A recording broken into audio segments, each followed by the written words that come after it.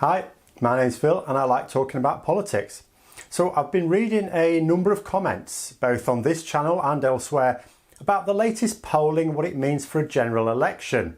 So in this video, I'll be explaining why the various assumptions are wrong and what it is possible to infer from the latest polling results.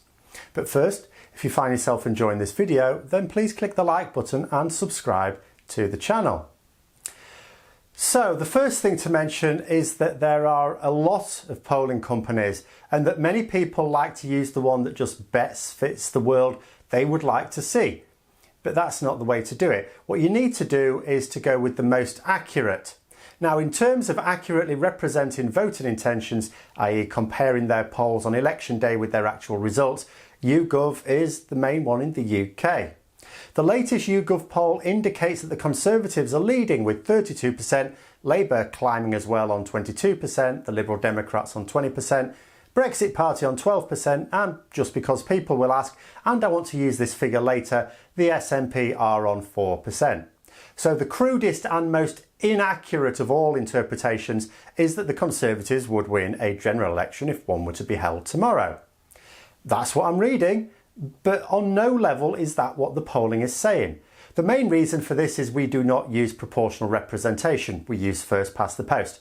A poll such as this may accurately reflect voting intentions, but it can only show us the likely share of the vote. The nearer you are to full proportional representation, which no country really is, the closer such polls match the results. But we are the furthest you can possibly get from proportional representation. For example, in the last general election, the Conservatives won 42% of the vote and Labour won 40%. But the Conservatives won way more seats proportionally than Labour. This is because share of the vote has very little bearing on how many seats you win. But even if we did have full proportional representation, this would still not represent a Conservative win. Even combining the Conservative with the Brexit Party and the DUP in an unholy coalition, they would not have a majority even with these results. These results indicate a much worse parliamentary situation for the Tories than they have now. There's no way they could form a government. But back to the first past the post. So the Brexit Party have emerged as a credible threat to the Conservatives of late, and even their 12% share in the polls spells trouble. All the suggestions are that those 12% represent traditional Tory and Labour voters in the ratio 3-1. So the Brexit Party will effectively knock 9% off the Tory vote, roughly, and about 3% off the Labour vote. This is why Labour are foolish to pursue any path other than full-on Remain. They can't hope to get many Brexit Party voters back on side, but stand to make big gains against the Liberal Democrats. But anyway, a less crude measure would be to say that this makes the Conservative vote effectively 23%, knocking the 9% off, and Labour 19%, knocking the 3% off. A much smaller gap than those polls indicate. And you could immediately see that parties opposed to hard Brexit would command far more seats in Parliament than the hardline Brexit parties. But even that isn't an accurate interpretation. The SNP can help us see why. So in 2017, the SNP won 3% of the share of the vote. Sounds small, right? But they weren't fielding candidates across the UK, only in Scottish constituencies. So that 3% was concentrated only on Scottish voters, or at least voters in Scotland. So they got 3% of the national share of the vote, but 5.4% of the seats in Westminster.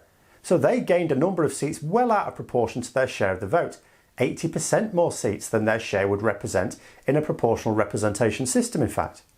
I already mentioned that the Conservatives won 42.4% of the vote. That would translate into 276 seats in Westminster if we could relate vote share to seat share. But they gained 318 seats. That represents 15% more seats than proportional representation would have given them.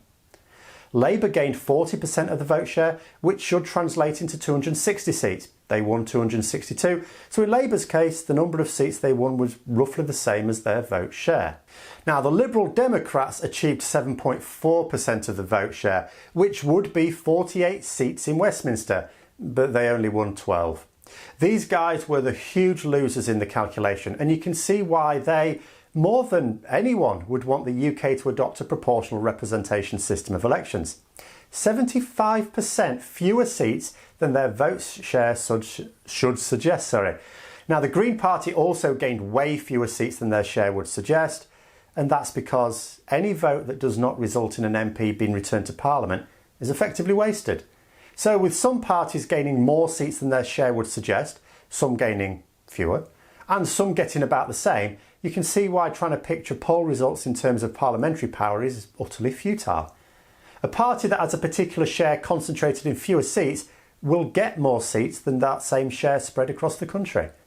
All we can really do with these poll results is infer that the Brexit Party will hit the Conservatives hard, as has been demonstrated in the last two actual by-elections where it cost the Conservatives the seat both times. It effectively means that the Conservatives have next to no chance in any marginal constituencies and could even lose in areas where they have hitherto enjoyed a significant majority. So far from being good news for the Conservatives, these poll results are actually terrible for them and for Johnson personally.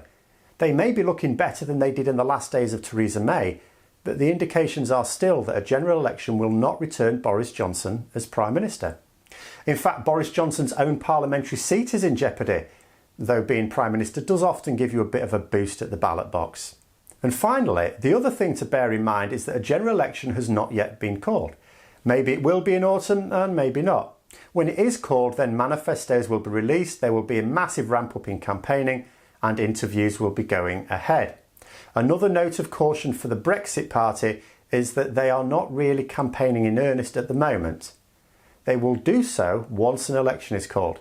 What many people mistake for the Boris bounce may be nothing more than the fact he's been campaigning since he won the leadership contest, but the Brexit Party have been much quieter.